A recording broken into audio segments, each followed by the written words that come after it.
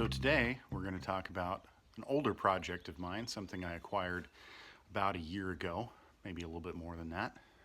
It's a 1970 Eldorado, which is, in my opinion, the best year for the Eldorado. It's the year that they came out with the 500 cubic inch Cadillac big block motor, which from the factory was 400 horsepower and 550 foot-pounds of torque. And that remained the highest powered big block made by a production facility for probably 30, 40 years. Pretty cool that that's something that lasted as long as it did. After 1970, they detuned these engines again and again and again until they were producing, like a pathetic 200 some horsepower at the end, just by dropping compression and changing pistons and things like that. But this is one of the good ones, 1970. It's the best year for it. And this one's got some issues. Unfortunately, had some water damage to the engine, so we're going to have to pull the motor out of it and take it apart a little bit and see what we can do to fix that.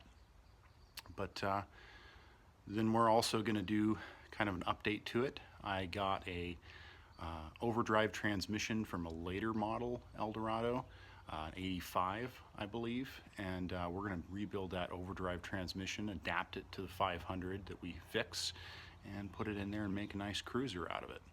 So yeah, let's do a walk around on this thing and see what we got. So overall, the car's in pretty decent shape. The body's in good, clean, straight shape. There's a little bit of rust on the rockers in a couple of places, and we'll have to make a few patch panels for it. But the grille is in really good shape. All the lights and stuff are there. You can see we've started to take the top of the engine apart, and you can see from the rust inside the intake manifold there what we're talking about as far as water damage to the engine. I'm not exactly sure what happened to it, but I think that it sat in a place where there was a lot of rain and so forth, and there was actually a couple holes, rust holes in the hood, and I think water just kind of made its way into the top of the engine and sat there for long enough that it locked up a couple of the pistons. So we're going to have to deal with that. The glass is all in really good shape. You got the windshield in decent shape. We've got a missing piece of trim up there that we're going to have to find through eBay or something like that. But side glass is good. Mirrors are good. You can see we got some trim holes on the body that are going to have to be filled. So we're going to have to work on that. The side markers are in good shape. Wheels are in good shape. Back glass is good.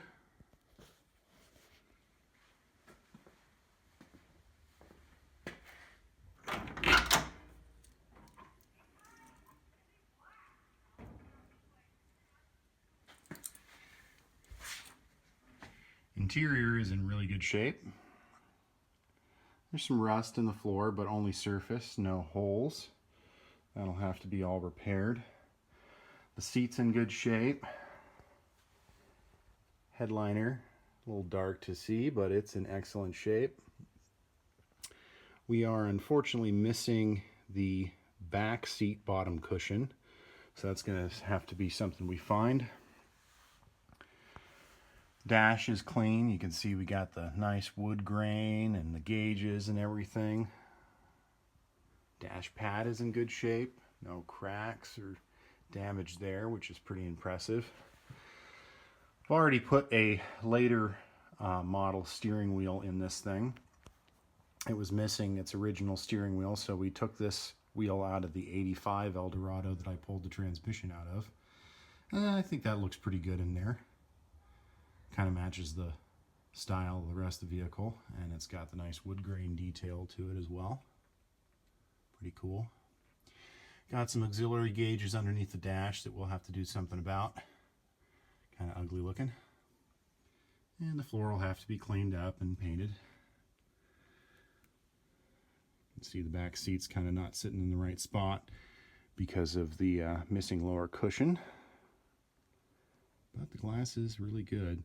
And that's not actually a crack in that back window. It's just the shape of the window. It's got sort of an interesting casting to it. So a little bit of a different design there. Got that sort of line in the glass. But that's normal.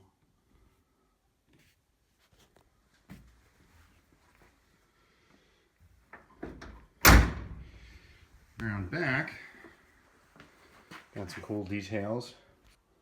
Got the little reverse light over the gas cap here. Yeah, right there, gas cap. We got the flip out for the trunk lock, which it's nice to have. A lot of times these cars are missing that particular detail.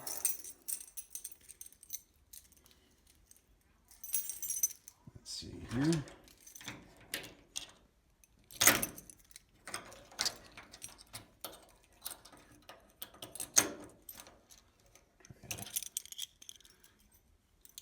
Hold the camera and do the keys at the same time, always awkward.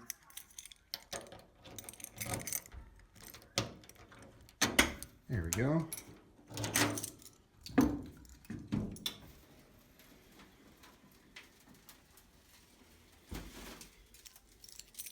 So we got some cool stuff here in the trunk.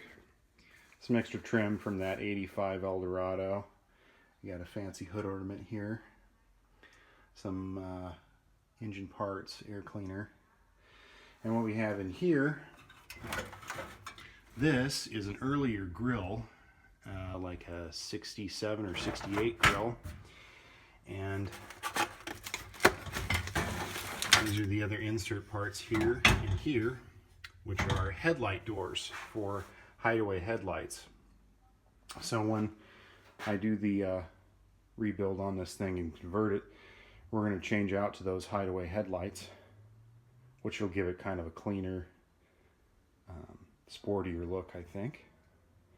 So yeah, pretty cool. Nice to have a couple of these extra parts lying around, for sure.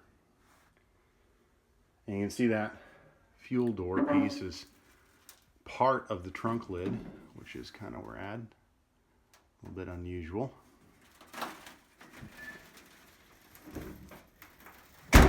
And there's some other problems here. We've got a hole that somebody put in the back here for a antenna. We got to fill that and get rid of that, along with the other trim holes and stuff along the side of the car. Kind of see some of those down there. Yeah, so we got some work to do on that. That back window's got a real cool kind of a V shape to it to match the Cadillac V. Pretty rad. Let's take a break from looking at the car here, and we'll go out and have a look at the hood for it.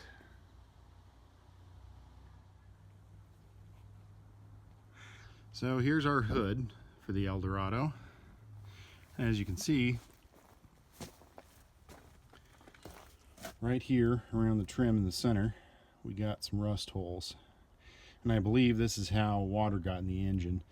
The car was in an area that was very moist, and it rained a lot, and water poured through the holes in the hood here, sat on top of the air cleaner, and then eventually made its way inside the engine compartment. So we're definitely going to have to do some work on this hood to replace and patch these rust holes. And there's also a little bit of rust across the front of the hood here under the trim. And this trim is actually going to get removed because we're going to go to that earlier style grill shell. So we'll have to take the trim off, clean and repair damage to the hood. And in the process, we're probably going to get rid of this center strip, just because that's going to look a little cleaner, removing that from it. And it'll make it a little easier to do the patches. on the hood. So that's the idea there. So that'll be its own little project, getting that hood fixed for sure.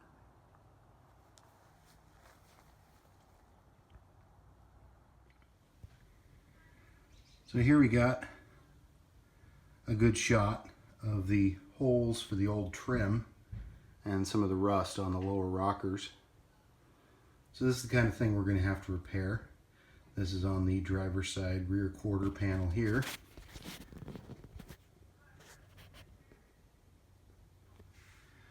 And then we have a little bit more right here kind of going on. And our worst spot of rust is up here in the front driver's fender. You can see we got some pretty good rust holes there. So that's going to have to get patched and repaired. But not too bad. Another shot into the rust in the intake manifold there. Pretty nasty. But we can fix it. Get this motor pulled out of here along with the transmission. And we'll get that figured out. Get this thing back on the road. Cadillac was big on their details in the 70s. If you look real close here, you can see molded in to this front marker light is the Cadillac badge emblem and the crest, which is pretty cool. And then those headlight doors that I showed you earlier that were in the trunk would go over these headlights and then fold up underneath into the bumper. And that other grille shell has fewer bars in it, and that fits in the center there, and then your headlight door on the other side. So once those headlight door pieces are installed, they'll flip under into the bumper. And I'm actually going to use like a linear actuator, a modern linear actuator to achieve that. When they did them originally on these cars, it would have been vacuum operated and kind of cumbersome.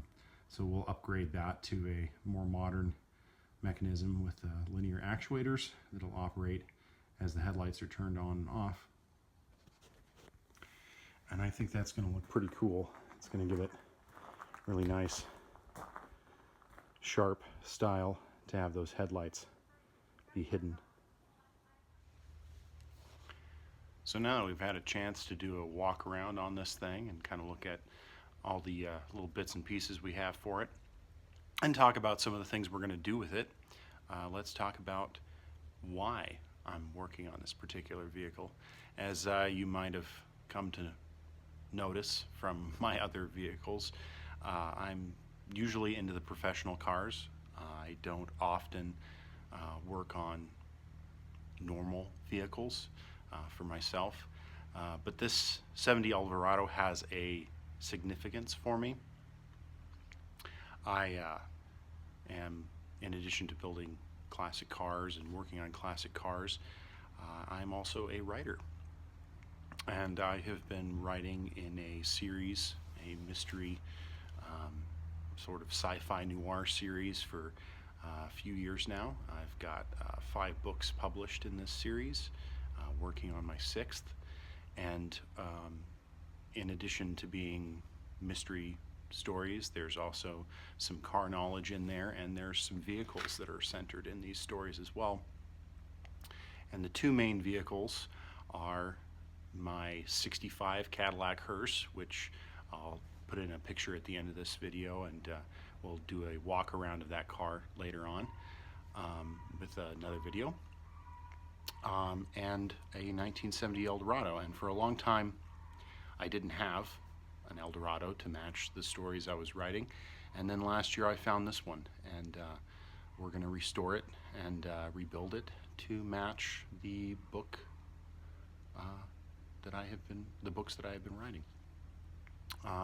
And the 2 lead characters in these stories, one drives the 65 Cadillac hearse and the other one drives a 70 Eldorado. So there's a lot of significance for these 2 vehicles for me, and this Eldorado, my 65 hearse.